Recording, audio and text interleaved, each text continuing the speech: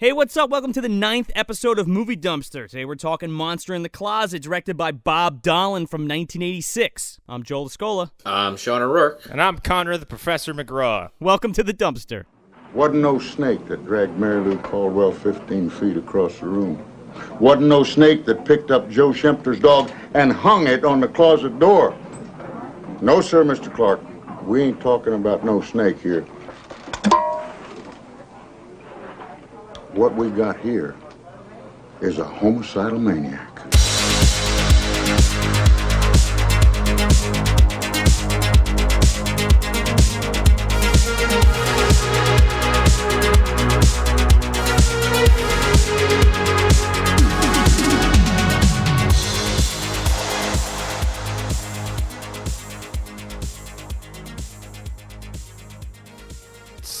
So, trauma movies. Oh god, I forgot this was a trauma movie. Yeah, but wait, it was distributed by Troma. It's not necessarily a Troma movie, though. Oh, okay. See, that part I glossed over. I was about to say, how do you sell someone in a trauma movie without traumatizing them just from the description? Most of those flicks are just distributed by them. They don't necessarily make them. They, buy them and then redistribute them. Oh, okay. So okay. Not all of them, That officially gets them some goodwill back from me, because I sat through Bloodsucking Freaks a long time ago and wanted to burn the whole studio down. Yeah, no. Toxic Avenger is one of their properties, and, Sergeant Kabuki Man, Poultrygeist, shit like that. I mean, it's produced by Michael Herz and Lloyd Kaufman, but it's not necessarily... it wasn't made by Troma. Interesting. As is this strange movie, which is tonally all over the fucking place. It's funny because now we're doing this episode, and the previous episode we did was Sukiyaki Western Django, and that was one of the first movies Sean and I wanted to do together. And then before that, Connor and I were gonna start a review thing, a review show. And it was this movie. So I got to do both of these films with both of the guys that I was going to create different review shows with. So this is fun that we're doing this. This movie plays like an Atomic Age movie. It plays like big giant monster movies from the 50s. This movie, it's the camera and the music and certain, the filmmakers are like, this is serious. And then everyone on screen is like, no, it isn't. But that's what makes it good, I feel like. They're taking it, it's so corny, but they're taking it seriously, you know what I mean? Sure they are. The filmmakers are like, this is a very serious movie and it's going to be a very serious time. And then you get on screen, it's like, that's a child whose mother calls him professor, and that man's playing a xylophone wandering around some shitty-ass neighborhood. Well, again, it harkens back to those Atomic Age movies where you have, this rampant monster on the loose that is totally indestructible, and these oddball characters that have to figure out this secret way to bring it down. The army can't stop it. Nothing can stop it except the least likely thing. It's War of the Worlds. Yeah, well, it's like them. Well, no, it's not even like them. It's like Godzilla. Kind of. If Godzilla the whole time looked like this. Like a gaping butthole with teeth? Yeah, well, don't they make a Godzilla joke at one point? They make a King Kong joke at the very end. And they also do a Godzilla one. Oh, I missed the Godzilla one. It's like, it's goddamn Godzilla you're dealing with there. Okay, I can't wait to talk about him, so I guess let's just dive in. Oh, the worst character in the movie? He's not the worst character. Oh, he's well, he might be the second worst behind Scoop. Scoop sucks. He calls himself Scoop. Yeah, I'm on the beat there. So there's a bunch of killings that have been occurring inside closets throughout this place called Chestnut Hills in California. And there is this oddball reporter whose main thing is doing obituaries. You mean, Clark Kent? Yeah, exactly. Richard Clark, who works at the Daily News. Okay. His last name is Clark. He's the biggest dime store Christopher Reeves I've ever seen. It's beautiful. And he loves Crunch bars. He might be the only dime store Christopher Reeves I've ever seen. Now, nobody likes this guy in the newspaper, okay? He's a fucking heel, and everybody thinks he's an idiot and can't do any reporting whatsoever because it's like dad owns the paper or some shit like that. So he goes to see the chief, and he's like, come on, chief, I really want a good story. I know I can give you a good story. So their star reporter comes in, Scoop, and this guy's a real asshole, okay? He's like one of those, he's one of those guys that comes in, he's like, hey. Here's the thing. Scoop is your friend's dad who you really fucking don't like, and he constantly makes bad jokes, whilst also looking like a creature of pestilence with sunken-in eyeballs and gross blonde hair and an offensive chin. Everything about him is terrible. He's like a coke-fueled creepy uncle. No, we don't want you at the birthday party. Go home, Uncle Scoop.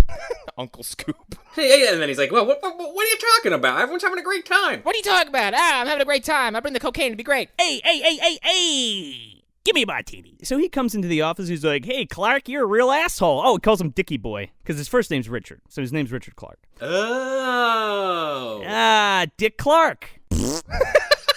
He's like, hey, Dickie Boy, you still writing them obituaries? As he stands in front of a fucking newspaper hanging on the wall that just says Stalin is dead in massive type. I didn't see that at all. There's all kinds of sight gags like that in this. It's funny as shit. There's a Tom Selleck poster. Yeah, in the beginning, yeah. Yeah, in the beginning, it's pretty funny. You can like totally see like his whole junk, and it's like right in the camera as this woman gets pulled into a closet and eaten. I want to stay on that for 1 second before we go back to Scoop, because in that beginning intro, you see a bunch of people get killed. Well, you see closet doors open, people enter the closets, and then I guess in place of blood and guts, all these people are basically made up of pants, shirts, and belts inside their system instead of organs. The reason I wanted to go back to this specifically is because there's this one character who eats it named Old Joe, who's this blind fucking piece of shit. It's fucking John Carradine, man. Oh, is that it? Yeah. And he's like, oh, garbanzo, where the fuck are you? Get my slippers, you little bastard. Yeah, and he's taking his cane and like whacking it like into things. Like, what? Okay, like this guy needs to fucking die if he's gonna hit this dog with this cane because he won't bring him his slippers. There's one point where he just like turns around and just cracks the shit out of all this stuff on a shelf like a lamp and shit. He's like, that dog, that son of a bitch. His apartment should have just been full of like broken furniture and shit because he just keeps rampantly swinging his fucking walking stick around all the time. He's like, you're good at playing hide and seek there, garbanzo. Well, you must be hiding in this vase. So he gets eaten by the monster. Yes, and then Fergie passes out, doesn't she? Well, Fergie doesn't fuck around when it comes to hide and seek. No, Fergie's the little girl, not the older one. Yeah, well, Fergie, wait, did she get eaten or did she one who fainted? The fainted one was the one who couldn't figure out how to open a lock. That was the first kill. That was like one of the college student. Fergie's the little girl with the pigtails and the fucking cookies on her fingers with the milk mustache that's so goddamn disgusting I just wanted to wipe it off her mouth like every time they showed it. We should mention that this movie not only has Fergie, not only has what's his nuts from The Thing, whose name I constantly forget. Donald Moffat. Oh my god, he's the fucking best. Also, it has, I'm gonna call him, fuck it, the late great Paul Walker, who is, I don't know how fucking old in this movie, he's a child. Let's just call it as it is. This is the tribute episode to Paul Walker. This is his first role ever as the professor. And he's like 8 years old. The shock that washed over me, I was like, that can't be the Paul Walker. The one and only. His film career is so bizarre. So, yeah, everybody gets eaten in the beginning. It's lots of, they get eaten to this comedic sound effect, which is basically... It's like Tasmanian Devil giving somebody... It's Rawhead Rex giving someone raspberries. Oh, no, he's back. And now he's in your closet. He's gonna get you. Damn it, Rawhead. It sounds like blah, blah, blah, but it also has this little mouth inside. It's like this little snake mouth that comes out, and it makes this fucking crazy sound. It sounds like... No, it sounds like... It sounds like notes on a xylophone. Yeah, apparently. As we'll find out. So Clark is in the chief's office, and he's trying to get a good story, right? He's like, come on, chief. He's like, I could do it. Let me prove myself. And he's like, nah, just go write the obituaries. You're fine. So Scoop comes in. He's like chewing on some gum, and he like sits down, and he like goes to throw it out. He pulls like an old newspaper clipping out of the garbage from like 3 weeks ago, and it's like, closet murders, or third closet murder in California or some shit like that. And he basically like folds it up and puts it in his pocket, and then takes it out. He's like, hey, Clark, you could work on my story. It's about a monster in a closet. And like the chief goes along with it too. Like he's a real dickhead too. Yeah. He just shakes his head like he's gonna say something and never does. He's like, all right, kid, go for it. Everyone in this movie is fucking inept. The only one that isn't is Richard. Yeah, every person in this movie who's in a position of authority is an idiot. So Clark is like super psyched, and he like runs out of the office, and Scoop has a good laugh. And he starts going to report on this case.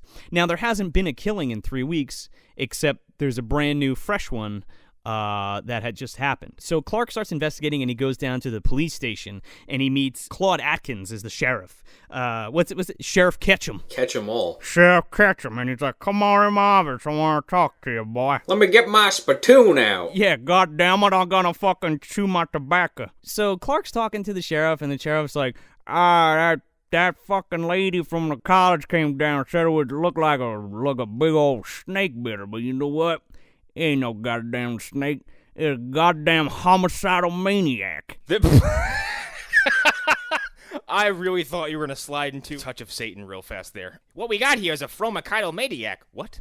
Before he talks to the sheriff, he meets the professor, he's this little boy who's like really, really smart. And he's recording sounds on his little recorder, and Clark's going to get a candy bar because this guy loves Nestle Crunch bars, apparently. And he eats them throughout the whole goddamn movie. Product placement. I wonder how much Nestle gave this movie. That's where we get all these explosions from later, I think. He's a hellacious diabetic. It gives you energy, strong bones, and muscles. Of course it does. It's a blast of sugar. So the professor's like, hey, can you get that candy bar in the machine? I want to take an audio of you getting it out. Because it was like one of those old cigarette machines. It's a vending machine you wouldn't see in this time period unless you're in my city. We have shit like that that's that old, and it's probably set up as some kind of like, look at this quaint little antique that doesn't work anymore, but go ahead and fuck with it. What kind of cigarettes you want? Lucky Strikes? Yeah, exactly. That's the only time I've ever seen those kind of vending machines used was in cigarettes. He gets 2 chocolate bars, and he gives one to Professor, and Professor's like, no, I can't have chocolate. My mom doesn't let me. And then there's like a fucking time wipe, and it's like 3 chocolate bars later, and they're chatting it up. These fucking subtitles are so stupid. They're rampant. They add nothing to the movie. It's like I'm fucking watching a point-and-click adventure video game, for God's sakes. There were so many of them, it almost led you to believe that this was going to be a Globetrotter. I was like, the fucking audacity on you guys right now. I'm not leaving this neighborhood. I was just waiting for the subtitle, Carmen Sandiego is in San Diego, or whatever the fuck. There's like a PSA right in the beginning. It's like, what you're about to see is unexplicable and unexplainable. And sometimes unexplainable, inexplicable things happen to unexplainable, inexplicable people. That kind of stuff makes me agree with what you were saying, Joe, that it's like a throw-up to like the 50s kind of monster movie, is that there's a lot of like stuff like that in the movie, but it's sandwiched in between all that. It just seems like nobody else got that memo. I don't know. Like, I think they know what's going on. It's obviously like it's kind of like a comedy too. I mean, they're definitely aware of what's the actors. I mean, especially with the constant tobacco spitting from the fucking police chief. Yeah, as he picks up the literal spittoon in his hand like a baby. Which, by the way, there's no like. I work with animals. I work in a hospital. My threshold for gross shit is pretty high. I cannot stomach watching someone chew and spit tobacco. It is the grossest thing I've ever seen. So Professor's mom comes in, and she's like a big shot at the college. Who, by the way, Professor's mom doesn't call her son by his name. She just calls him Professor. He is credited only as Professor. Yeah, we don't know this kid's real name or where his dad is. His first name is Doctor. Dr. Professor. Dr. Professor. So she comes and she's like, what are you doing giving my boy chocolate? And he's like, there's nothing wrong with a little chocolate. She's like, A, it's bad for your teeth. B, it's bad for your body. C, it's bad for your skin. And she's like, you can poison your own kids on your own time. So she takes the kid and leaves, and he's like, man, what a bitch. What a weird lady. She's called her son Professor. I have no idea what's going on. Yeah, nobody's like, why? What? Why are we calling this kid Professor? Like, is it like a gag? You know what I mean? Like Doc from The Shining, you know? He looks like a professor, doesn't he? It's like a joke that like maybe 2 people got and just ran with it. And this when the police chief is like, oh yeah, that's some crazy lady from the university who came in here telling me about then that's when he says that she implied a snake did this because all the victims were found with 2 little tiny holes in their body. Nope, it's a vampire. He's like, they were a goddamn inch long, those fucking gapes in their necks. It wasn't no snake, I'm telling you right now. He's saying this as if there's no such thing as a giant snake who could drag you around your apartment and kill you. There is none. Well, there is. They just wouldn't be hanging out in California. There is no snake with an inch fucking fang, like an inch diameter fang. No, I'm talking about he's acting like the idea of any kind of large killer snake doesn't exist. I'm like, Well, you better call Oliver Reed, because this is not spasms. So from there, we cut to this old woman, or not, she's not old, but let's call her mature. She's a mature woman taking a shower. It's like that age-old gag of like the monster coming up to the shower and like ripping it open and there's a jump scare. But instead of that, it's her husband that pulls open the curtain. I love this gag. And delivers the most awkward line ever. My keys. I've lost them. Can I borrow yours? Paul Dooley, by the way. I don't know who the fuck that is. Paul Dooley, man. Oh, that is Paul Dooley. I did look that up earlier. Yeah, Wimpy. Yeah, he's Wimpy from the Popeye movie. Which Bob Dylan fucking was the first assistant director on. Oh, he was also first assistant director on Project Alf. If you don't know what that is, the made-for-TV movie, Alf movie. Good shit. Is that after the show was canceled and they had to kind of come back and add an ending? Yes. And then Miguel Ferrera's in it. Oh my god. But Paul Dooley's in one of my favorite Tales from the Dark Side episodes, Old Soft Shoe. Good shit, man. He rents a motel room that's owned by the guy who voices Piglet and has sex with a ghost and she drowns him. It's pretty good. Oh my god. Yeah, it's good stuff. His silhouette or his shadow in the shower curtain looks like a monster, but then she pulls the curtain back and he's positioned perfectly, so his arm is bent and he's reaching into his coat pocket and he just kind of stands there and he's like, my keys. I can't find them. Can I borrow yours? And she's like, sure, it's in my purse in the top shelf of the closet. Dun dun dun. He came back to do this gag so many times I forgot what movie I was watching and I thought Rump was about to break in. Where's the baby John? I was like, oh, it's not Roy, it's Rump. He's like, where's baby Johnny? I'm in the wrong house. Sorry. That's 452. I'm in 451. Damn it. Oh, fucketh me. Yeah. So anyway, you think this woman's gonna get it, and guess who gets it? Roy, because he has to go into the closet to get the keys out of her purse. And it's funny as hell because he comes out with the purse and his back's to the closet. Oh, this is a fantastic little visual gag. Yeah, you see this you see the monster hand creep out of the threshold of the door and grab him by the back of the shirt and just yank him right into the closet. He just scruffs him back inside the closet. There's no musical cues. It's just his hand reaches out and he's like, huh? And then he gets pulled back in at high speed. It's like the end of Freddy Krueger or Nightmare on Elm Street when Freddy pulls Nancy's mom in through the window and it looks all fucking weird. Oh, yeah. Or as Freddy himself called it, some really silly shit happens at the end of that movie. So his wife comes out and she's screaming and yelling. She's like, oh my God, what is that? Well, okay, she screams, but not until after she has a full-on 404 page not found shutdown and just kind of stares into space for I'm like, are you going to react? Or you just, okay, oh, now we're screaming, okay. Well, if you saw a monster in your closet, what would you do? Run. So she runs outside in a towel and she's screaming. Now, this apartment building is right next to another college campus apartment complex where the girl from earlier was killed. So Clark and the sheriff are in that room and they're just looking around and they find a claw. So then they hear this woman scream and they're like, Terry's like, what the fuck is that shit? We gotta go see what's happening. And then he spits in a cup again. He spits in a flagon. He spits in their fucking pencil holder or something. No, he spits in her fucking class mug. Yeah.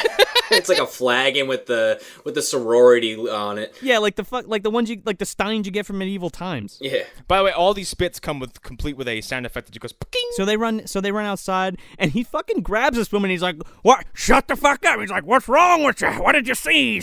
Get a hold of yourself, goddammit." And these people are like, "Oh, she said she saw a monster, man." And he's like, "Come on, we gotta go get it." So him and Clark run inside and the room is just in shambles. The closet's all tore up. There's clothes and shit all over the place, but the monster's gone. After this, things get a little fuzzy. Until certain points. But yeah, they go meet fucking Walmart branded Einstein, who plays by another actor I recognize from somewhere and could not put my finger on it. It's Henry Gibson, man. He's from The Burbs and Biodome. He's in that too. So Clark goes to the college and talks to, his name is Professor Pennyworth. And he also meets up with the professor's mother. I'm sorry, this is gonna get confusing. His name's Dr. Pennyworth, and he's just a doctor. Then he also meets the professor's mom, and her name's Diane. Correct. And she's also a professor, though. Hence the confusion. And she's like, "Oh, what, did you come to give my son more chocolate?" And he's like, "No, I don't have any chocolate bars. I want you to look at this tooth." "Oh, the sheriff told me you think it's a big snake." And she's like, "I don't think it's a snake. God damn it. I think that the sheriff's stupid. Don't listen to him."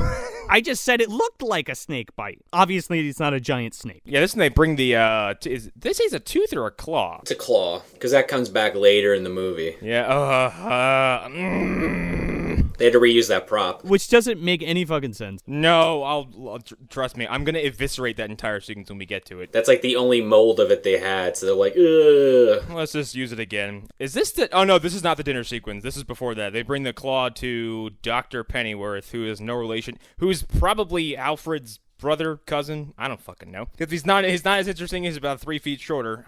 He's his half-brother. I mean, I just assumed that it was Diane's father, but then, they never really say it, and, she's upset at... Yeah. I don't think it's her father. There's also a priest that just hangs around for some reason. Well, I think that's her uncle, which is only said like once. Yeah, that is her uncle, and you only find that out like way late in the movie. Other than that, he just lingers the entire film.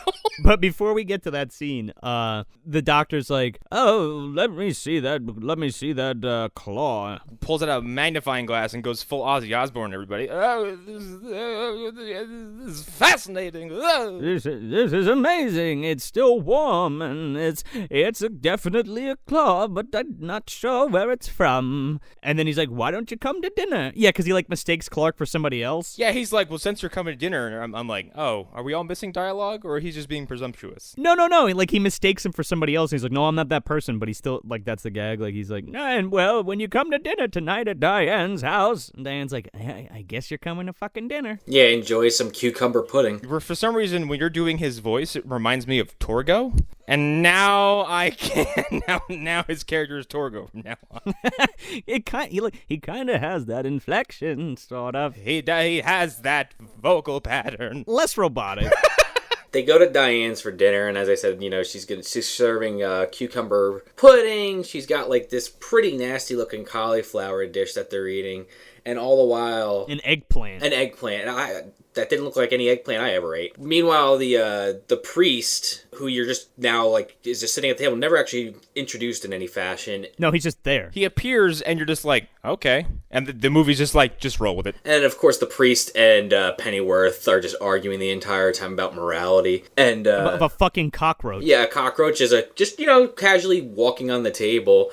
And Professor wants to kill it, and then they argue about the morality, and then Diane not even phase, just swipes it off the side of the table and just continues eating. First of all, here's my thing with this moment. If I don't care where I am, if a cockroach is on the dinner table, I'm flipping the fucker over and I'm asking where the hell it came from. Yeah. It's like that scene in Problem Child 2. Oh, a cockroach! Get it off the table! Where there's one, there's a million. Get LaWanda! She looks like she's throwing crumbs at the fucking dog. Coming back to Sean's point, like him and the priest are like having this conversation about morality, and Dr. Pennyworth tells a story about this fucking frog that we hear like 6 times throughout this film. Oh my god. I hated this guy by the end of the movie. Dude, it was so good though. He's like, "When I was a boy, I found a frog, and it had this, I cut it open, and there was a green substance that shot me in the face. And then I made the cure for cholera. At age 6. Now, if I didn't do that, where would we be now?" And then the master told me to put the frog away. Maybe I don't hate him, but it's too much. He slows everything down for sure. But I think that's the point. Yeah, no, I'll agree with that at least. So he's telling this story about cutting this frog open and all this disgusting fluid that he finds in it. And Clark's like, "Yeah, that's fucking disgusting." And he's like starting to get sick from this god-awful food in front of him and like the story that he's being told. He doesn't get sick from the fucking cockroach on the table, but he gets sick by some story about a frog squirting its guts out. Everyone just keeps eating. So in order to distract himself, I guess, or maybe he's just got a little green goop of his own on his glasses, he takes them off and he starts cleaning them. And Diane looks at him and is just utterly captivated by his beauty. Like he's a fucking Adonis. There's bedroom eyes and there's whatever Diana's doing. But here's the difference there. You're saying she is amazed by her beauty, but you would only make that correlation if you watch the entire film, where at the end they finally say, "Oh, it's because he's beautiful." I'm watching the movie thinking, why the fuck is this woman bugging out when this guy takes his glasses off? This makes no sense. Yeah, man, she just totally spaces out. And she's completely enamored by the way this guy looks. He's like the most handsome person on earth. But only without his glasses on. He has a more hypnotic face than Dracula does at this point. Like, he takes his glasses off and she forgets what she's doing and loses all motor control. He doesn't even have to look at her. Yeah. He's like, oh, I got some crud in my eyes. He's like, I can't get a date. Brought you some flowers. That's later. Yeah, I brought you some flowers and a Crunch bar. That's when he turns into Superman. Yes, that's why he can't take them off in this film, or everyone's gonna know the secret. So he puts them back on, and she snaps back into reality. And the professor's like, "Oh my God, Clark, you gotta come see I gotta take you upstairs to the attic. I gotta show you my." I think the first words in this scene is like, "So can I take him upstairs now?" I'm like, what the fuck? I'm glad I'm not the only one that thought that immediately. Like, what? The first line said, he's like, "So can I take him upstairs now, Mom?" I'm like, what are you gonna pull him apart and put him in jars? What's happening? Yeah, can I dissect our guest, please? Did I ever tell you about the frog? Oh, God. Yes, Uncle. The frog was actually a man. He shot green goo on me. Is he just Professor Farnsworth? He is kind of Farnsworthy. Basically. I mean, if this was a cartoon, Billy West would be doing his voice. Oh, my God. Oh, see, you just put that in the air, and now I'm upset that I live in a universe that's never going to happen. So, Professor is working on this machine called the Ultrasonic Ultra-Jugganator. It's got a stupid science-y... It's like the name of a weapon from fucking Duke Nukem. Let me see if I can do this again. It's Ultrasonic Ultra-Jogmeter. Jogmeter. I don't know. Ultra-Jognator. And then they, like, change the fucking name. It's like Ultra-Jog Augmenter or some shit. Yeah, by the end of the movie, it's called the Ultrasonic Augmenter. I'm like, so it increases sounds? That's exactly what it does. And he's about to show Clark. He's like, look, you played a xylophone and it bounces back all the sounds at 1,000 times its power. That sounds like a weapon of mass destruction, which you should hand over to the government, boy. And before he gets to show him, they hear a scream from outside. They hear the scream from outside, and this guy's like, oh my God, there's a monster in my house. There's a monster in my closet. This guy is like... Oh my God, I fucking love this dude. We never see him on camera, do we? We just hear his fucking disembodied voice the entire time. Just from out the window, and he's like in a robe. He's just like, oh my God, there's a monster. Help, he's in my kid, this monster. And everybody's like, what the fuck are you yelling about? I love this sequence because then our tobacco-spitting police chief shows up. The cops show up out of nowhere. He's like, what are we doing with it? And he's like, a big giant killer brown snake. And then proceeds to try to talk the snake down. He doesn't think it's a snake. I know, but then he calls it a snake. He's like, it's a big brown snake. He gets on a fucking bullhorn and he's like, all right, monster, I know you're in there. Come on out here, you fucking damn it. He immediately insinuates that it's A, beast, and then B, goes into hostage negotiation mode. I'm like, who are you? With a fucking monster? What are you talking about? I mean, are they just gonna start unloading on this house? Is that what he's implying? Well, that's what I'm saying. They're gonna what? They're gonna kick down the door and kill whatever's in there? Like, they don't even know what they're dealing with. First of all, with the amount of time he's wasting, the person inside that house is very dead. Larry Fine ran right to the first cop he found. This is our first of what, a dozen doors that all get broken in the exact same way? Yes. Somebody had a little budget because there's fucking doors galore. They break doors down this whole film. Before we get to the reveal of the titular creature, Oh boy. I have a few thoughts about what this thing looks like. why the fuck is this thing coming outside? Why? I don't understand. I don't get that part throughout this whole fucking movie. Like, why? If it's a closet monster and it's eating people that are in close proximity to the closet all the time, why are we coming outside? Is it because he was, like, pissed off at the sheriff? It has to get from closet to closet somehow. Yeah, through the other closet. What is he, one of the fucking monsters under the bed in Little Monsters? Like... Yeah, he is. There's a magical world in there, man. He's hanging out with the fucking boogeyman and fucking the real Ghostbusters. Yeah, this is like a sister film. Howie Mandel pops out from the bottom and he's like, come on, this way. I mean, I think it's implied that he has to kill people in there for him to re-energize himself, but he also kills a few people, like, not even in there, so it's not consistent. Yeah, his little Muppet comes out of his mouth. Yeah. Out of the fucking Rancor. Like, what the fuck? He needs to go back into the closet to recharge. But we can get to that later. Anyway, now this fucking thing... So the sheriff's calling out this monster, and it bursts through the front door. And we get our first look at this fucking thing. And by the way, none other than Kevin Peter Hall is in that fucking monster suit. For those who don't know who that is, he played the original Predator. And the Predator in Predator 2. Oh, he did? Yeah, and Harry from Harry and the Hendersons. And if you've seen a little flick called Without Warning, he played the alien in that as well. Oh, I didn't know that. I didn't know he was in the second movie either, because I thought the second movie, the Predator looked shorter. It's a different Predator design, but it's Kevin in there. Do you think when he saw this costume, he said, son of a bitch, they're dressing me up like Mr. Potato Head? Okay, this monster looks like a fucking... Do you remember the chicken nugget toys / characters? Yes, from McDonald's. It looks like those if you slapped a fucking anus on its face and put a couple teeth on it and gave it arms and legs. It's the stupidest looking thing. Do you guys remember Blurp balls? Vaguely. Kind of. They were like these round little creature things, and they had they were disgusting. Like one of them was like a pig, and its name was Spatui Sui, and it's like this gross pig, and you put like this rotten apple in its mouth, and you like shoot it out, and it like shoots it across the room. That's what he reminded me of at first. I mean, to me, it just looked like, you know, like I said a little bit earlier, it kind of looked like a mini Rancor with a fuck-up face. or a giant potato or something. Like, it looks stupid. Before fucking Lucas went in and put the beak in the fucking Sarlacc, that's what that looks like. Yeah, exactly. It has a permanent expression on its face that, like I said earlier, it looks like someone caught mid-frame going, "Meh." Like, it's this permanently perched mouth. I mean, I'll give him this much. I mean, if I was in this movie and I saw this thing, I'd probably shit my pants and run the other way too. But that doesn't mean that it actually looks good. So the sheriff's like,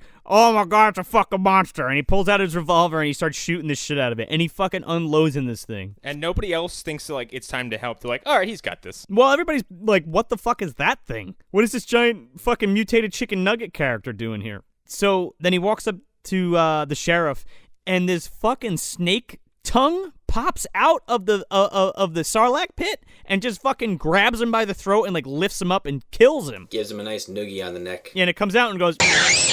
It's like the xenomorph secondary jaw. If that jaw looked stupid, is the best way I can describe it. It's like a little shitty snake monster puppet that lives inside this other shitty potato-looking puppet. It kind of reminds me of remember the knife from Evil Dead 2? They had like the little face at the end of it, like that if it was stung by a bunch of bees. And it's white. It's pale white. I also had a little theory that, like, after seeing this a bunch of times, like, is it a parasite that lives inside this monster and is kind of controlling it? Oh my god, it's Quado. It could be Quado. Open your mind to me, Professor! So yeah, after he kills the police chief, all the other cops open fire, and They open fire, and it seems like nobody's hitting him, and they're just like fucking killing civilians left and right who are trying to sleep. Yeah, they're just like, all right, trick or treat's over, friend, and they just unload on him. They're in a 75% covered semicircle, and they're all firing in various directions. Nobody appears to be hitting him, but, you know, it's just for the sake of showing this monster's indestructible. But in my head, I'm like, so I guess their bullets aren't hitting him, so just passing by him, just entering people's houses? The collateral damage in this must be fucking massive. that guy's standing there like, thank God I called the police, and he just catches one in the neck. Oh, no! All the cops book it, and they get in their cars and start driving away, except for this one cop who's just like sitting there making a report. Call the goddamn army! We can't fucking stop this thing! And then it just fucking comes over and just like tips the car over, and just like apparently I guess he's dead. Hey, we learned that in Rawhead. If your car flips over, you die. So everybody scrambles and the monster heads back. He like goes around the side of the house for whatever reason, and Dr. Pennyworth's like, I need to go follow it, leave me be. And he goes and he follows it and it disappears. And he's like, we need to figure out where it came from, because it's the most bestest thing that the world's ever seen. Clark, get your notebook, because this story is gonna blow people's minds. This is going to be a barn burner. Yeah, and then they jump cut to the fucking general. Oh my god, Donald Moffat.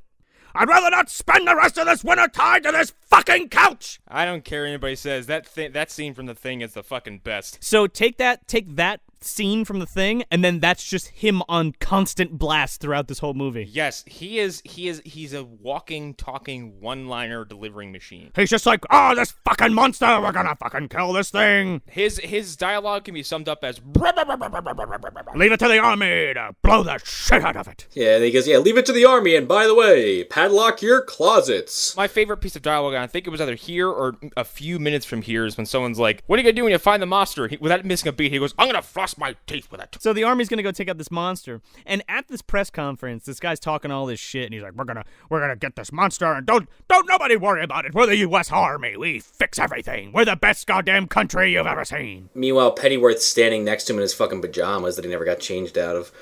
He's like, if I were to change my wardrobe, they might not get that I look like Albert Einstein. He's like, we can't kill this monster. Did I ever tell you the story about the frog? And the general's just like, shut the fuck up, I don't care. And then, so Scoop's at this conference, and now he's trying to fuck over Clark and like take the story back from him. Because now that the non-story has become an actual story. Scoop is a piece of shit, by the way, if we haven't gotten that out of the way. Scoop is, yeah, he is a total piece of shit. I felt bad for Richard in this scene because he's just like, hey buddy, you know, you got a big promotion if you go home. He's like, I got this. I did you a favor. And he totally fucking plays this guy, and Richard just trying to be like the nicest guy about it. It's just like, okay, Scoop, alright, thanks. And then he fucking starts to leave. Yeah, he's like packing his bags and shit from his hotel room. Here's the thing about Scoop. If Scoop came up to me and told me that my mother was dying, I would call her to check before I left the house. He has the most untrustworthy face I've ever seen in my whole life. Hey buddy, your mom's dying. Hey. So Clark gathers up all his stuff and he packs a suitcase and he goes to see Diane because he wants to say goodbye, and he brings her flowers and stuff because he's a nice guy. He just likes his chocolate bars. Crunch bars specifically, don't fuck it up. Oh, excuse me, Nestle's Crunch Bar TM. They don't have the rights to the fucking other ones. No Milky Ways, no Snickers, just crunch. Shh, you want to get sued? We're gonna get sued. How about a nice crunch? Anyway, so he gets to the house and Scoop's already there. And he kind of eavesdrops on their conversation between Scoop and Diane. And Scoop's like, listen, baby, that Clark guy, he's not a fucking reporter. His dad owns the whole fucking news place. He doesn't know what he's doing. Yeah, he doesn't know what he's doing. And I need to talk to those guys. You got to let me talk to Professor. And she's like, A, you're not talking to Professor. B, Clark's a nice guy. And C, get the fuck out of my house. D, you look like a fucking rat. Get out of here. He looks like a rat with a wig on. Except that's his natural hair. Yeah, sure, gay. Yeah, I'm sure that literal block of hair is very real. He looks like a fucking Lego character. I was gonna say he plugs into his fucking Lego head. So he leaves. Yeah, he leaves. He goes, bitch. Yeah, and what an asshole. And I just want to comment on this guy. He's played up like he's some big fucking hotshot. His car looks like a piece of shit. He also dresses like the biggest nerd I've ever seen. He's always in a suit that I'm like, no human being alive would leave the house wearing that. He's like, at some point he's got like a fucking, like an autumn fall plaid colored tuxedo combo or something like that, or a suit jacket. It's 1983, so we're still spilling over from the 70s now. Like it's early 80s. He looks like his mom dresses him. He shops at Douchebags R Us. This movie was made in 1983, but didn't come out till 1987. I don't know if I said that before, but... Oh, no, you didn't. Or 1986, rather. It was released. Yeah, there was conflicting reports. Like, Wikipedia said 86, but IMDb was saying 87. I have the tape downstairs, but I didn't... It's in a box. Yes, IMDb, the most trusted source. Wikipedia, the most trusted source. Yes. That's what we're working with. Did you know The Dark Knight's the best movie ever made, according to IMDb, guys? Come on. Yes, so Scooply, this is where we get part 2 of the glasses gag, don't we? Okay, so Clark's gonna just leave and, not even say goodbye. And she's like, Clark, what are you doing? Come say goodbye. And he's like, oh, I got these flowers. Clark, stop hiding behind the shutters. What are you doing? Yeah, stop creeping on the side of my house. And she's like, oh, those flowers for me? And he's like, yep, here you go. And she's like, come on inside and have some iced tea. So he goes inside, and, well, he's back on the job now. Now he's back on it because he sees that Scoop tried to fuck him over. So he's like, you know what? Here we go. I'm in with these people that know all the shit.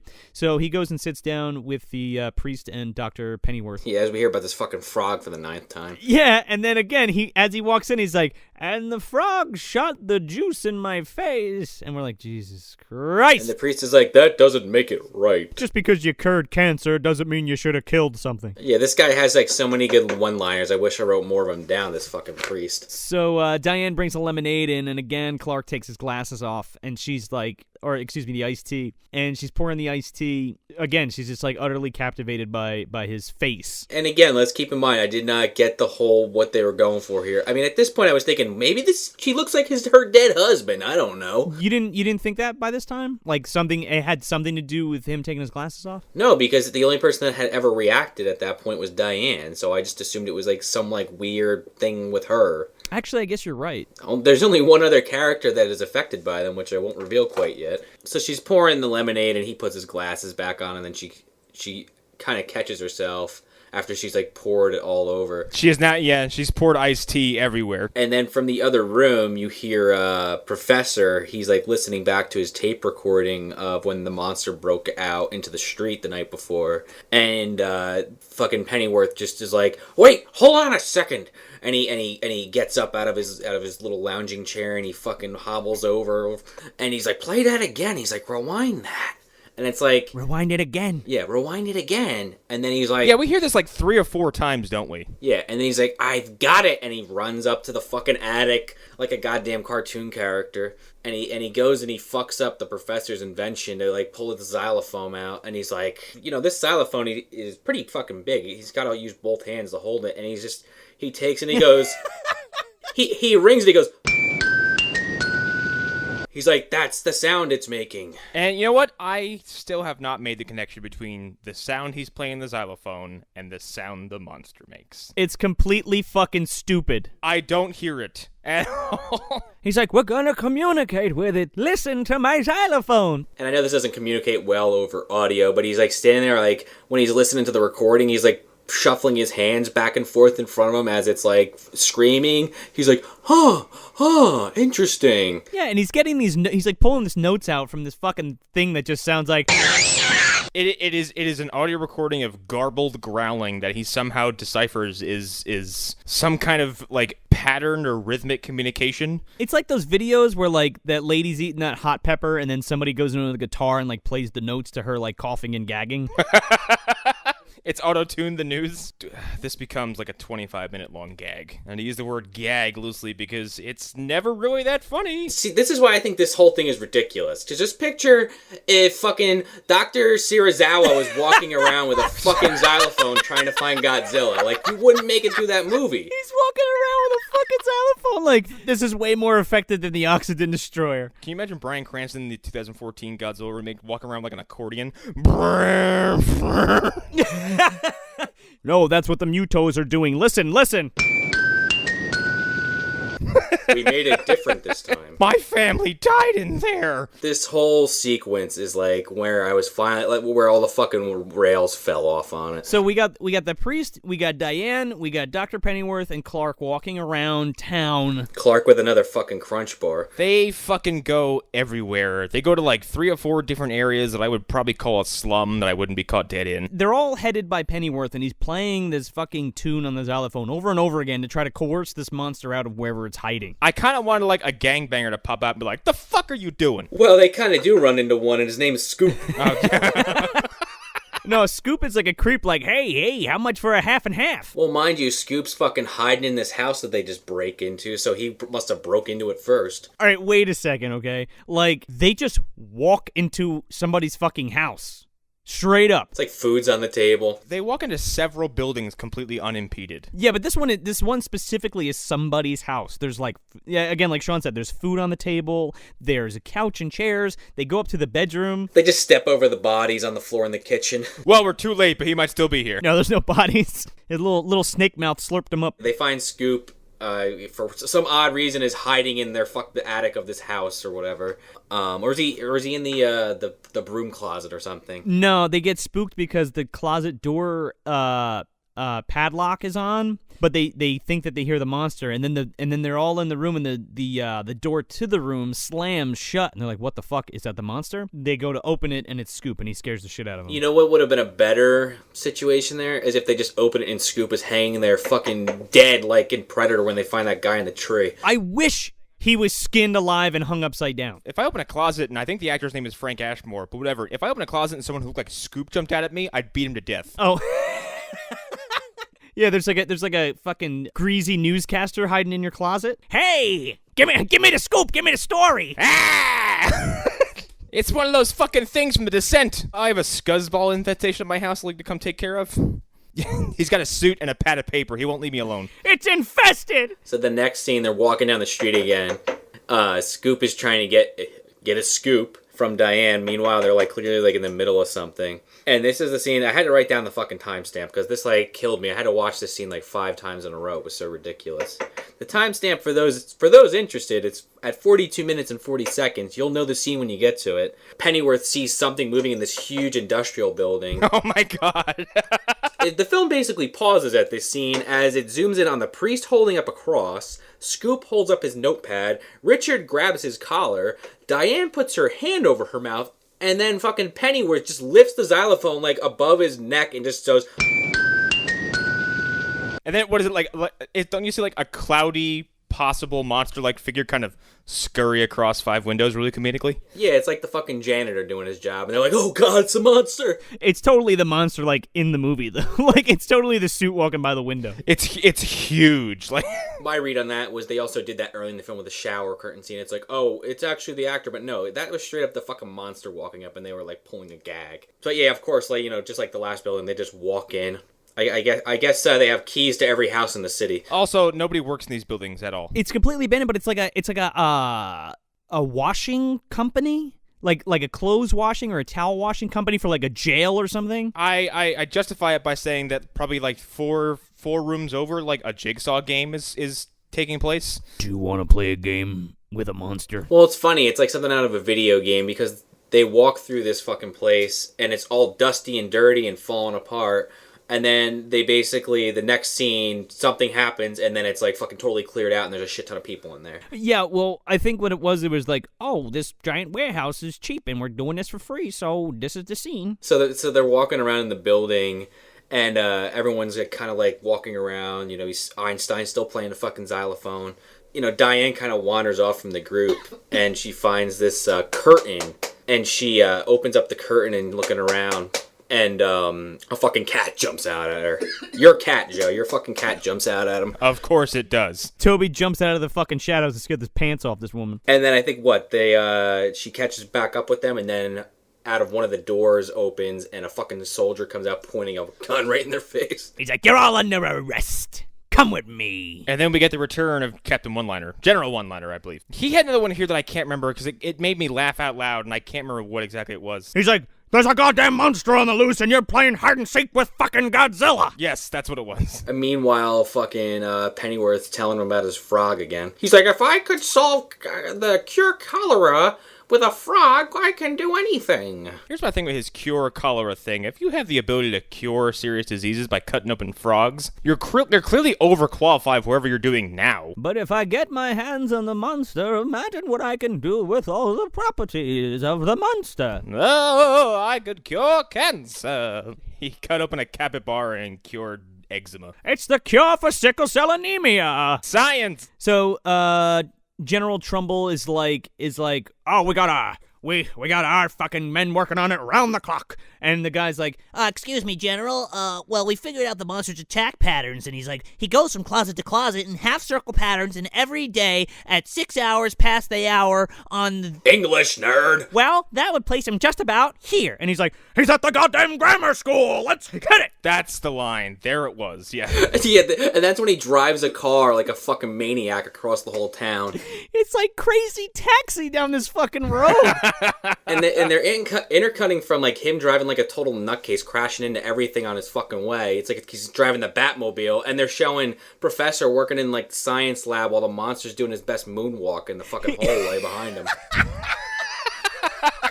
He's like walking back and forth. Why the fuck is Professor, first of all, by himself in this grammar school working on his augmenter, jogmenter, or whatever? He just carries this fucking thing all over the place. No one asks him, hey, that looks like a weapon. Is it a weapon? He's like, it's my augmenter. It's a fucking grammar school. He's not putting in his hours for his fucking credits. Like, what is he doing there? His mom's terrible, okay? She doesn't even call him by his name. She leaves him in random buildings by himself. He's probably sitting in class like, Jim, excuse me, my name's Professor. I only answered to Professor. You should have gotten a memo. Go to the fucking principal's office.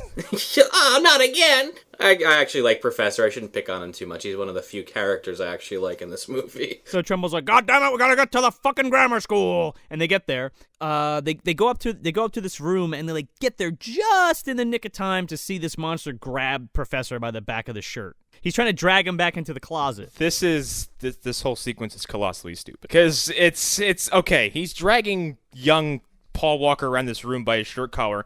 One, not making an effort to get to this closet in any kind of timely manner. Just kind of blah, blah, blah, blah, all around the room. And then you have at the door about 10 full-size grown-ups, all basically fighting each other to both keep each other away from the room and try to, it's just a tussle. And then fucking Clark Kent, whatever the hell, jumps in and leaps onto Professor's legs and grabs him.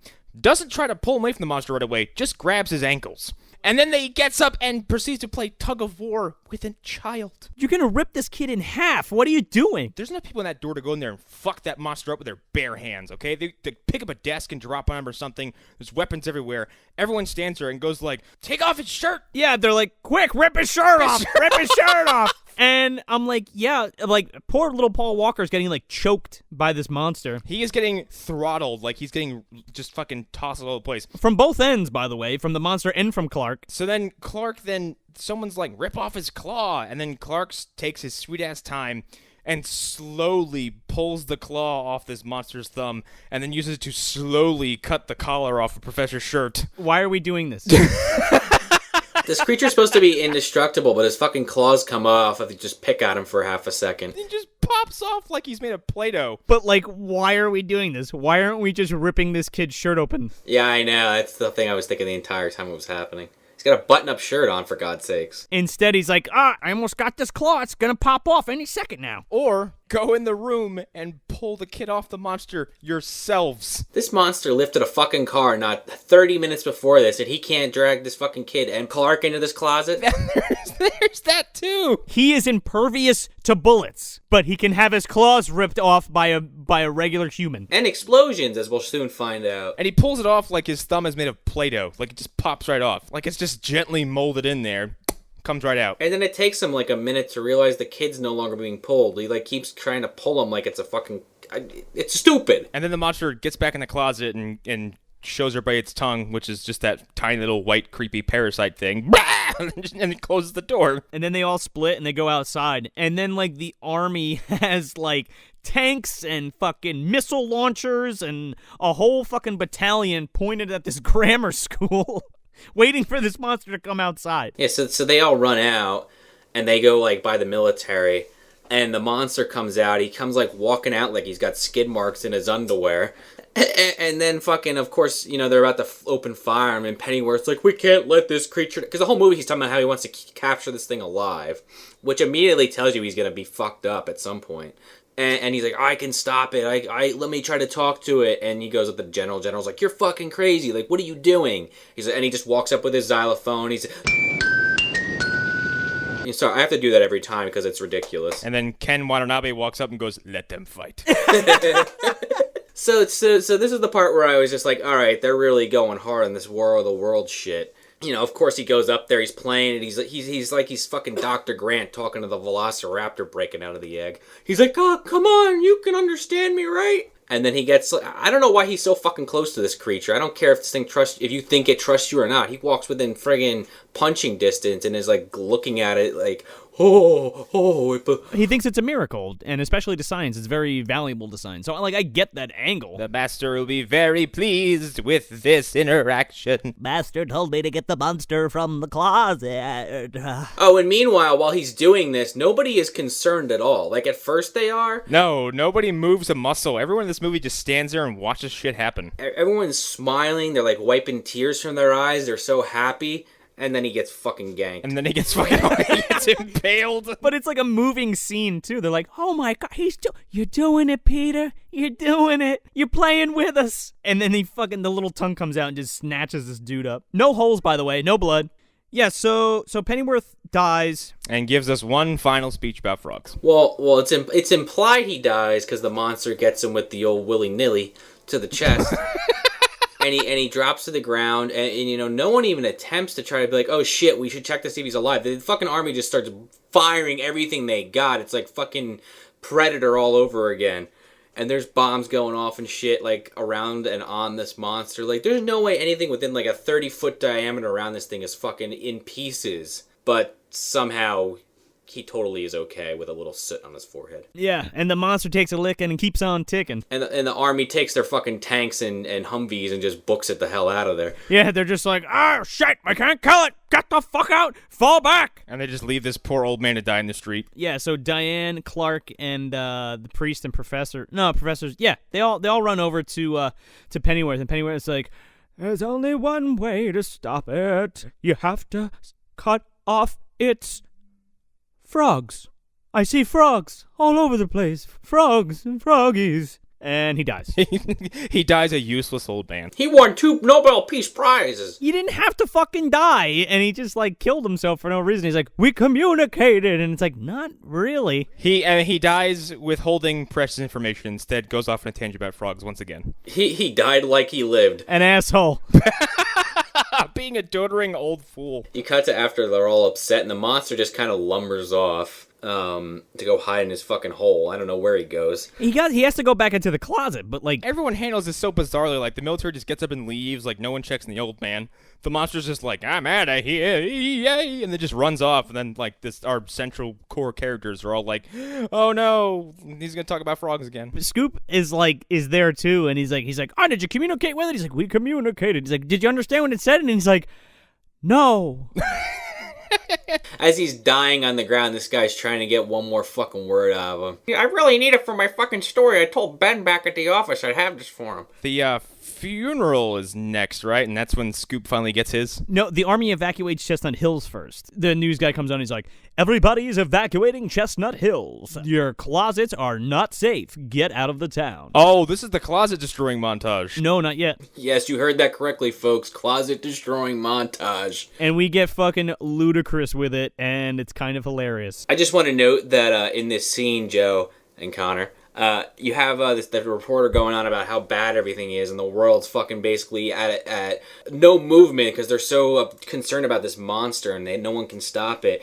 And the general walks by, and the reporter's like, "Oh, anything to say, General?" And then first of all, he like freaks out when the guy touches him, like he's like fucking being mugged. And then he goes, "Oh, is there anything we could do to beat this thing?" He's like, bullets don't work, missiles don't work, nukes don't kill this thing. We're fucked." I was like, I didn't know they dropped a nuke on him. Yeah, he's like, I don't give a holy hoo-ha. We're on TV. We can't stop this damn thing. I love his mix of fake cursing mixed in with his real cursing. He curses like the dad from A Christmas Story, but then drops in like, hooty hot goddamn son of a bitch. I don't give a monkey's fart or some shit he says. Yeah, like, I don't give a monkey's goddamn fart. It's like, all right, it's one or the other. You're a PG, rated potty mouthman, or you're an actual potty mouthman. I don't know what it is. All right, so they go to a funeral for Pennyworth, and they show the scene. Everyone's like evacuated essentially. This guy, I hate to keep bringing this up, but this guy is noted for having 2 Nobel Peace Prizes. They continuously bring this up, and fucking 4 people are at his funeral. The 4 main characters. He's buried like a nobody. And they bury him in his fucking pajamas, I'm sure. He gets an unmarked grave. He's laying there like Yamcha from Dragon Ball Z, and they just throw dirt on him. So they're all paying their respects, and the priest is like saying his sermon. And Scoop comes by, and he's like, "Hey, what the fuck are you all still doing here? Scoop appears with his douchebag teleporting powers and just kind of appears to be an asshole to everybody. Everybody evacuated. What are you guys still doing here? Oh, that fucking guy's dead, huh? Yeah, he comes up. He's like, "Yeah, I tried to get at his last word as part of my story, but now that he's dead, can I get something from you, lady? Huh, honey?" And then fucking Clark puts on his white knight helmet. And he's like, "Don't call her hun." Yeah, and Clark decks this fucking asshat. I do love this punch because it happens in like 4 edits. It's He knocks him out cold. He knocks him out cold, and Professor goes, Richard knocked him right out. And the priest goes, God moves in mysterious ways. That wasn't Richard. It was the punch of God. Yeah, he goes, that wasn't Richard's punch. It was the punch of God. And Professor's like, wow. Then Scoop is dead if that's the case. Crunch bars really do give you energy. Yeah, that's what he says. Yeah, you don't see Scoop the rest of the movie. So either he's still lying there or the monster fucking ate him in a scene. Oh, he's knocked the fuck out for the rest of the movie. I want to think he's laying there and he has a concussion and no one came to his aid, so he just died there. He wakes up and he's fucking Gilderoy Lockhart. He's laying there like the clown from Billy Madison. Yeah, with blood dripping out of his mouth. Yeah. It's the after credits scene when nobody stayed to watch. Monster in the Closet 2, Zombie Scoop. Does his hand break through the fucking closet door? I'm gonna get that story one way or another. So Diane's like, Professor Pennyworth said we can kill it with energy. He must mean electricity. So they tried to tell the general, like, hey, and he's like, we fucking tried everything, lady. We tried nukes, we tried grenades, we tried missiles. I don't give a monkey's foot what you think you can do about it. Electricity's not gonna do anything. My eyebrows. Looks like an emperor penguin. I meant no offense to emperor penguins out there. My friend Linda's gonna be very upset that you just slandered penguins. I see this whole energy trap gag is really silly because we spent a lot of time them building this fucking trap. This montage is like 20 extra minutes. Fucking doesn't work. It doesn't work. They just start playing the MacGyver intro. That's what it fucking looks like.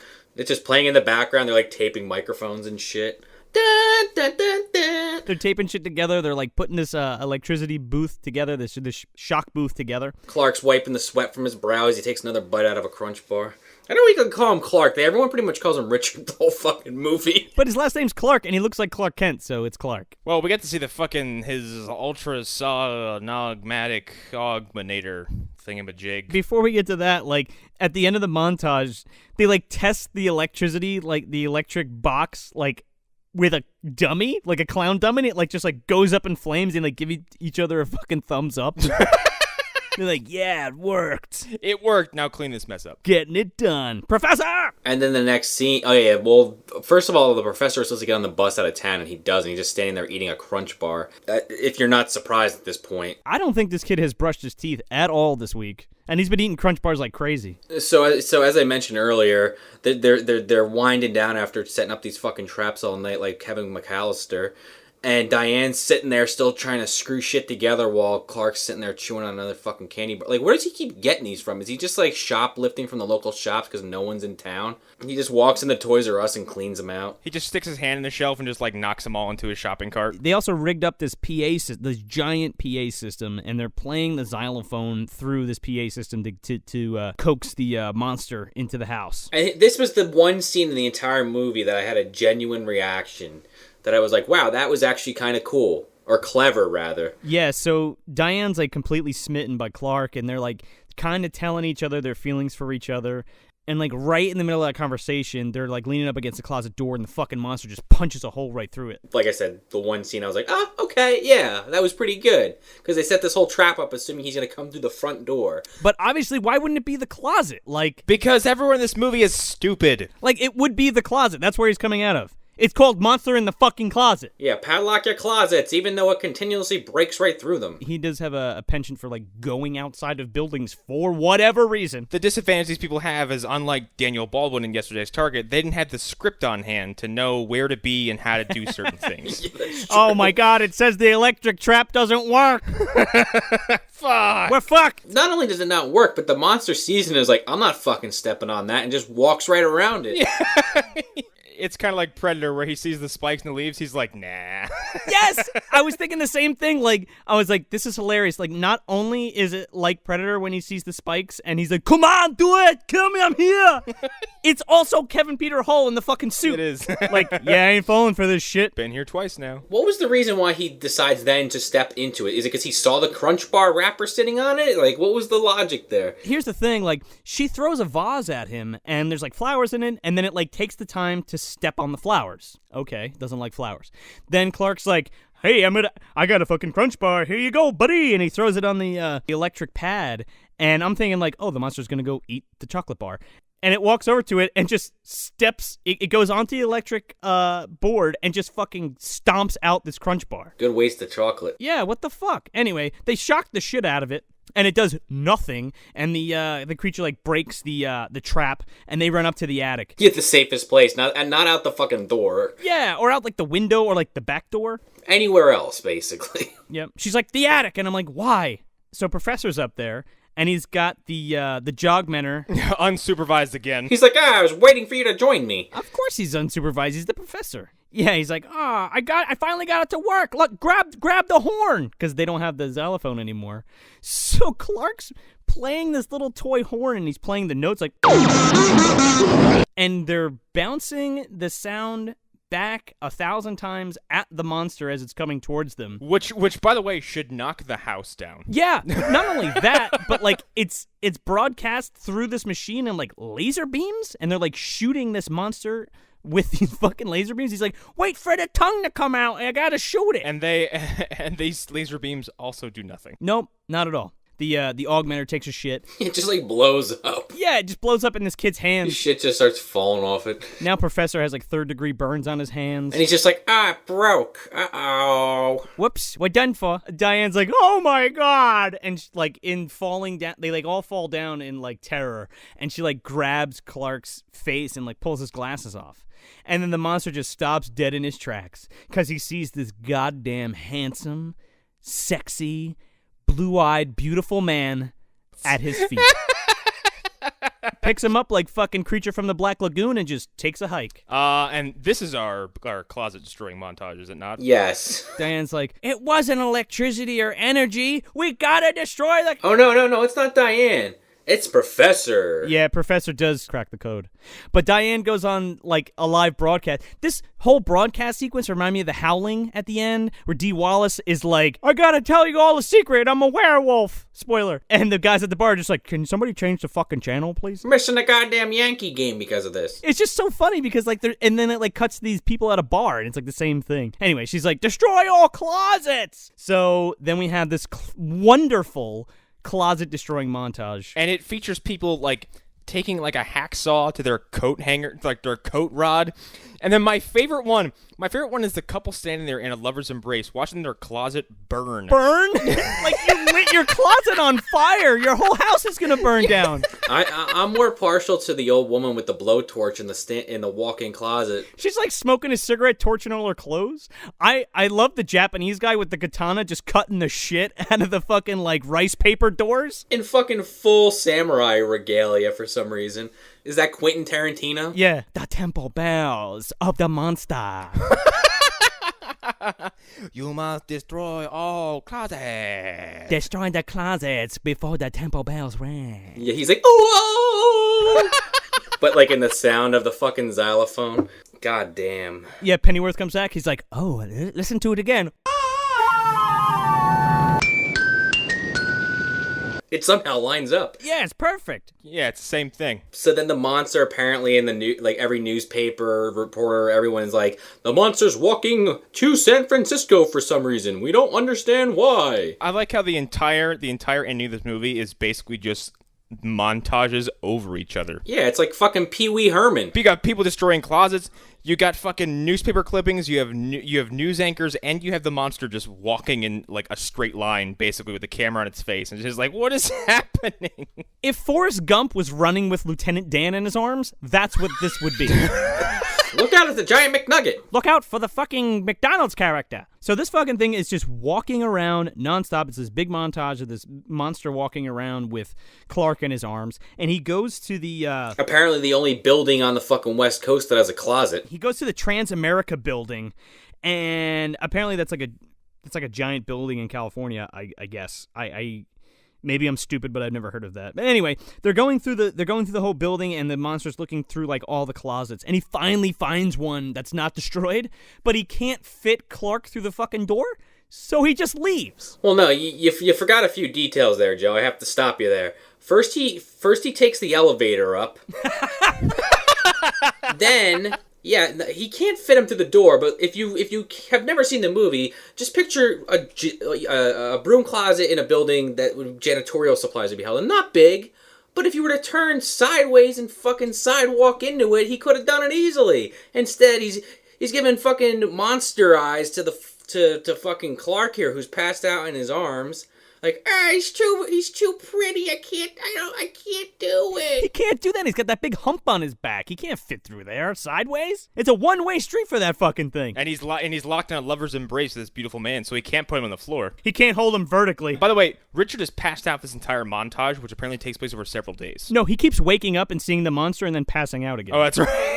I'm surprised Richard didn't look at the fucking monster and go, well, while you're carrying me, can you just carry me to the drive-thru? I want to get a Big Mac. Can we stop at the Wawa? I want to get one it's Hoagie Fest. Dude, can you stop by a gas station? My blood sugar's fucking low.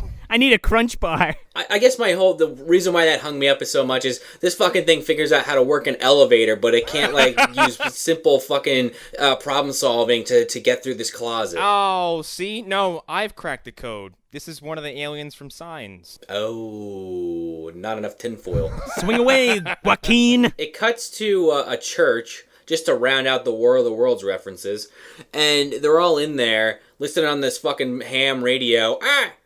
Richard Clark, he's being carried out. The monster looks weak.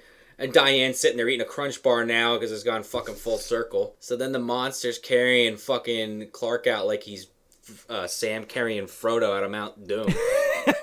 Fucking collapses in the middle of the street. and then like 50 people all of a sudden appear and surround it. This thing that's like killed all these people and it couldn't be destroyed by apparently a nuclear bomb. It's okay now. He fell over. He falls right on top of Clark. This monster costume is not gentle looking by any stretch. It's very bulky, and it just fucking crashes right on top of Clark. Do you think they just told the actor he had to like hang out in there while they did this scene? Well, I feel like Kevin Peter Hall is crouching over in this thing because he's not nearly as tall as he should be, I think. Like, when he goes to the sheriff, unless Claude Atkins is, like, fucking almost 7 feet tall, because this monster is, like, toe-to-toe with him when they're outside the house and he's calling him out.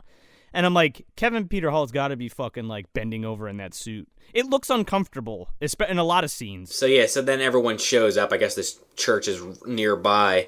And they all, Clark, thank God you did it. But what stopped the monster? And he's like, yeah, we found a broom closet up there, but it couldn't get us both in. It could have saved itself, but it didn't.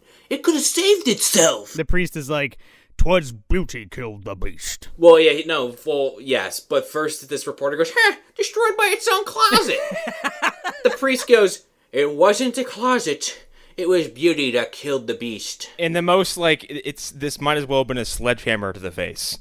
It's the most heavy-handed reference I've ever seen. To close out the movie, though, not only does that happen, and you finally reveal that, he was just a really good-looking guy, anyone that saw him stop dead in their fucking tracks, you get this line from this reporter that keeps popping up every time they need a narration, a little plot dump. He goes, folks, go home and rebuild your closets. Ben comes up and he's like, hey, kid, you did great. You got the story, Clark. And he's like, hey, thanks, Ben. He's like, call me Chief, kid. Wink. Like the fucking president or somebody like important doesn't come and like, you saved the whole fucking world. It's like, hey, you got a raise. It's his fucking boss. Yeah, it's the fucking editor at the newspaper. This guy should be a fucking national hero and he's just getting like 25 cents an hour raise. And everybody lived happily ever after. Where are we putting this in the dumpster here? I'm putting it as far fucking deep as I can push it. Oh, come on. It's not that bad. I fucking did not like this movie. Really? It's just fucking corny as hell. It's one of those movies where enough of it I dislike that when something even remotely interesting happened, I was like, holy shit, that was awesome. And then I sat there and thought about it for a few more seconds, like, wait, no, that was just mediocre. I'm on two minds of this because, one... it's shit movies like this, they're kind of like what I live for. But B, it's that kind of movie where I'm like, hey, watch this. Someone come back and hit me with a DVD box. Like, why did you make me watch this? It's super weird, and I would probably put it a little above where Sean would put it. This one's definitely near the top for me.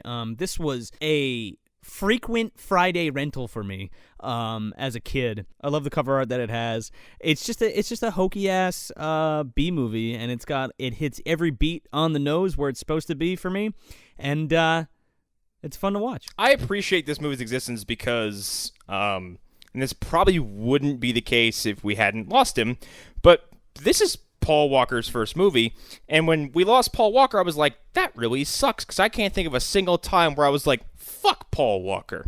He's so inoffensive, and I don't know, this being his little childhood first movie, I'm like, oh, there's something kind of cute about this. There is something charming about this movie, without a doubt. It's definitely charming, I'll give you that. And I mean, there are a few characters that, Henry Gibson's fucking really trying his damnedest to make this fucking movie work, even if when he dies, it's the most theatrical, bad head turn, I'm dead, that I've ever seen in a film. And I think for real big cinema buffs, people maybe of our crowd would probably see this and be like, it's a who's who of fucking B movies. They would completely scoff at this and not even watch 20 minutes of it.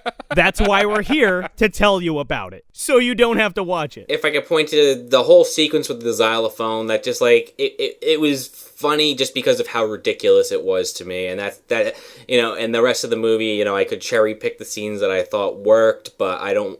We've already talked enough about it. I don't want to start picking scene from scene. This scene I liked about 10 seconds. I liked 60 seconds of it, So altogether, you liked about 30 minutes of this film.